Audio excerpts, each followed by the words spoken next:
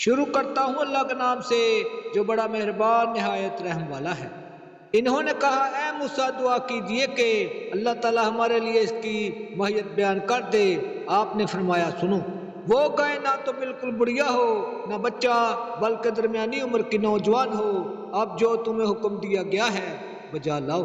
وہ پھر کہنے لگے کہ دعا کیجئے کہ اللہ تعالیٰ بیان کرے کہ اس کا رنگ کیا ہے۔ فرمایا وہ کہتا ہے کہ وہ گائے زرد رنگ کی ہو، چمکیلا اور دیکھنے والوں کو بلا لگنے والا اس کا رنگ ہے۔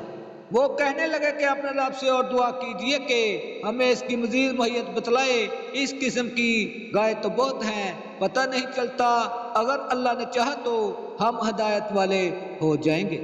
آپ نے فرمایا کہ اللہ کا فرمان ہے کہ وہ گائیں کام کرنے والی، زمین میں ہل جوتنے والی اور کھیتوں کو پانی پلانے والے نہیں، وہ تندرست اور بے داغ ہے۔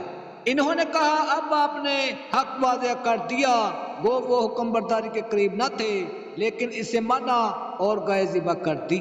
جب تم نے ایک شخص کو قتل کر ڈالا پھر اس میں اختلاف کرنے لگے اور تمہاری پشیدگی کو اللہ تعالیٰ ظاہر کرنے والا تھا۔ ہم نے کہا اس گائے کا ایک ٹکڑا مقتول کے جسم پر لگا دو، وہ جی اٹھے گا۔ اسی طرح اللہ تعالیٰ مردوں کو زندہ کر کے تمہیں تمہاری عقل مندی کے لیے اپنی نشانیاں دکھاتا ہے۔ پھر اس کے بعد تمہارے دل پتھر جیسے بلکہ اس سے بھی زیادہ سخت ہو گئے، بعض پتھروں سے تو نہریں بہہ نکلتی ہیں اور بعض پھٹ جاتے ہیں اور ان سے پانی نکل آتا ہے، اور بعض اللہ کے ڈر سے گر پڑتے ہیں، اور تم اللہ کو اپنے مال سے غافل نہ جانو۔ مسلمانوں کیا تمہاری خواہش ہے کہ یہ لوگ ایماندار بن جائیں؟ حالانکہ ان میں سے ایسے لوگ بھی ہیں جو کلام اللہ کو سن کر عقل و علم والے ہوتے ہوئے پھر بھی بدل ڈالا کرتے ہیں۔ جب ایمان والوں سے ملتے ہیں تو اپنی ایمانداری ظاہر کرتے ہیں، اور جب آپس میں ملتے ہیں تو کہتے ہیں کہ مسلمانوں کو کیوں وہ باتیں پہنچاتے ہو جو اللہ تعالیٰ نے تمہیں سکھائی ہیں؟ کیا جانتے نہیں یہ تو اللہ تعالیٰ کے پاس تم پر ان کی حجت ہو جائے گی؟ کیا یہ نہیں جانتے کہ اللہ تعالیٰ ان کی پوشیدگی اور ظاہرداری سب کو جانتا ہے؟ ان میں سے بعض ان پڑھ ایسے بھی ہیں جو کتاب کے صرف ظاہری الفاظ کو ہی جانتے ہیں، صرف گمان اور اٹکل پر ہی ہیں۔ ان لوگوں کے لیے ویل ہے جو اپنے ہاتھوں کی لکھی ہوئی کتاب کو اللہ تعالیٰ کی طرف کی کہتے ہیں اور اس طرح دنیا کماتے ہیں ان کے ہاتھوں کی لکھائی کو، اور ان کی کمائی کو ویل، ہلاکت اور افسوس ہے۔ یہ لوگ کہتے ہیں کہ ہم تو چند روز جہنم میں رہیں گے۔ ان سے کہو کہ کیا تمہارے پاس اللہ تعالیٰ کا کوئی پروانہ ہے؟ اگر ہے تو یقیناً اللہ تعالیٰ اپنے وعدے کے خلاف نہیں کرے گا، ہرگز نہیں، بلکہ تم تو اللہ کے ذمہ وہ باتیں لگاتے ہو جنہیں تم نہیں جانتے۔ یقیناً جس نے بھی برے کام کیے اور اس کی نافرمانیوں نے اسے گھیر لیا وہ ہمیشہ کے لیے جہنمی ہے، اور جو لوگ ایمان لائے اور نیک کام کریں وہ جنتی ہیں جو جنت میں ہمیشہ رہیں گے۔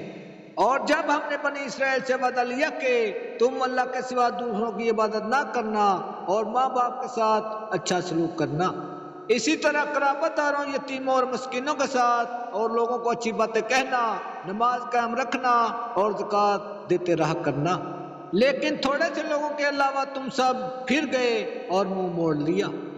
اور جب ہم نے تم سے وعدہ لیا کہ آپس میں خون نہ بہانا، قتل نہ کرنا اور آپس والوں کو جلا وطن مت کرنا، تم نے اقرار کیا اور تم اس کے شاہد بنے، لیکن پھر بھی تم نے آپس میں قتل کیا اور آپس کے ایک فرقے کو جلا وطن بھی کیا، اور گناہ اور زیادتی کے کاموں میں ان کے خلاف دوسروں کی طرفداری کی۔ ہاں جب وہ قیدی ہو کر تمہارے پاس آئے تو تم نے ان کے فدیے دیے، لیکن ان کا نکالنا جو تم پر حرام تھا اس کا کچھ خیال نہ کیا۔ کیا بعض احکام پر ایمان رکھتے ہو اور بعض کے ساتھ کفر کرتے ہو؟ تم میں سے جو بھی ایسا کرے اس کی سزا اس کے سوا کیا ہو کہ دنیا میں رسوائی اور قیامت کا دن سخت عذاب کی مار، اور اللہ تعالیٰ تمہارے مال سے بے خبر نہیں۔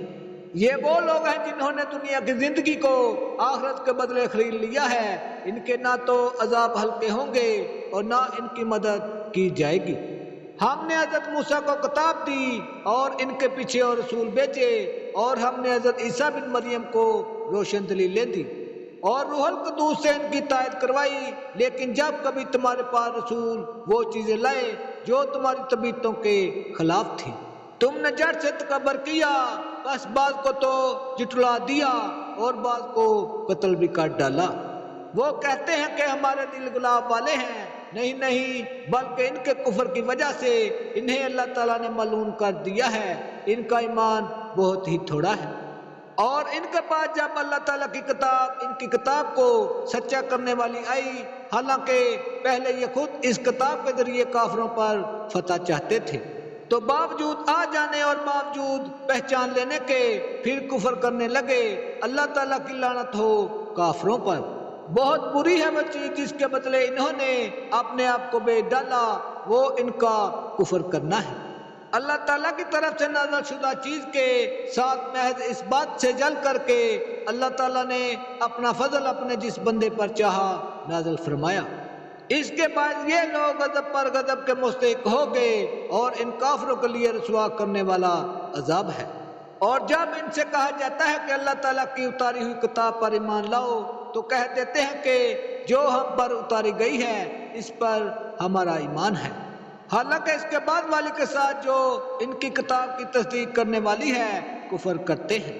اچھا، ان سے یہ تو دریافت کریں کہ اگر تمہارا ایمان پہلی کتابوں پر ہے تو پھر تم نے اگلے انبیاء کو کیوں قتل کیا؟